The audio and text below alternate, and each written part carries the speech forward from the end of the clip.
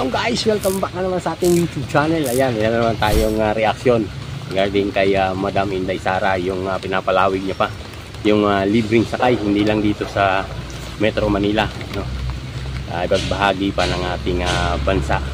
So ayan, nag-umpisa na yung ating libreng sakay, no? Sana sa mga probinsya meron na libreng sakay.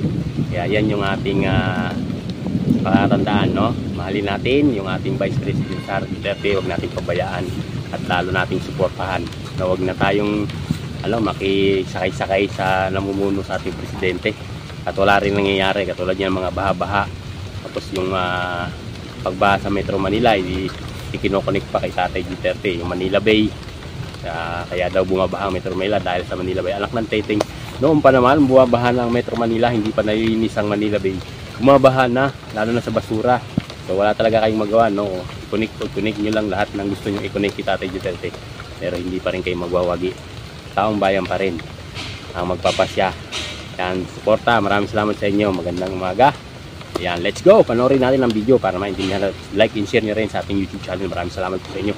Ako po si Joy Washington. Muli, nagbabalik sa ating channel. Babu!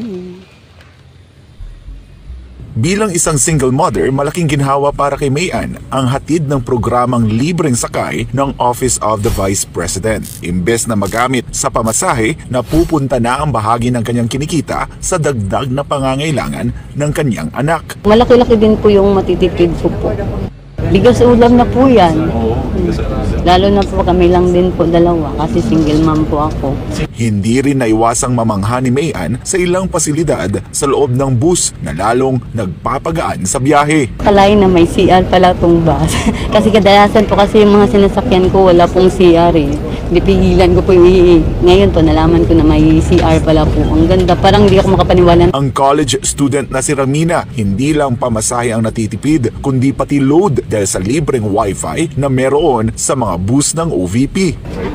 Meron po kasing times din sa amin na wala po kaming data connection, ganun po. So pag ganun po, need po talaga namin ng wifi since may mga need i-check sa Facebook po or mga updates po ng mga profs namin. So malaking tulong po talaga siya na hindi na po namin need na mag-hotspot or kumausap po ng di namin kakilala. Bukod sa wifi at maayos na banyo, fully air-conditioned din ang mga bus at may CCTV sa loob para sa mas ligtas na biyahe. Mga pasilidad na ibinida ni OVP spokesperson Attorney Ruth Castelo sa isinagawang media tour. Ayon kay Castelo, higit 2 milyong pasahero na ang napagsilbihan ng libreng sakay program.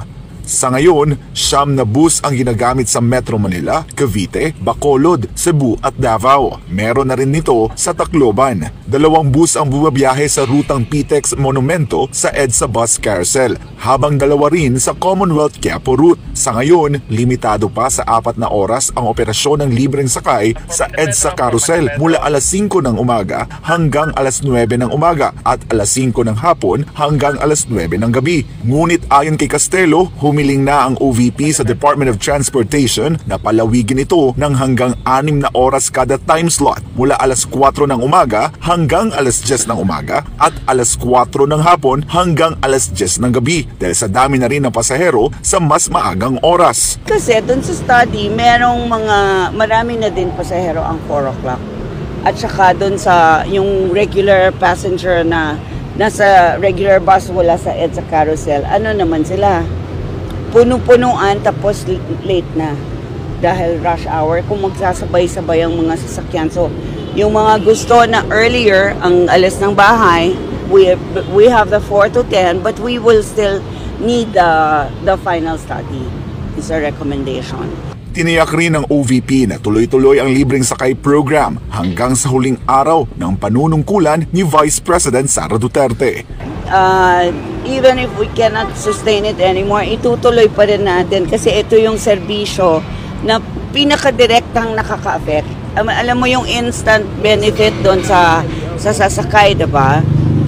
Nag-start siya ng August 3, 2022 hanggang sa last day ng term ni Vice President Duterte, meron pa rin patatakbuhin na libreng sakay. Para sa Diyos at sa Pilipinas kumahal, ako si Jason Rubrico, SM9 News.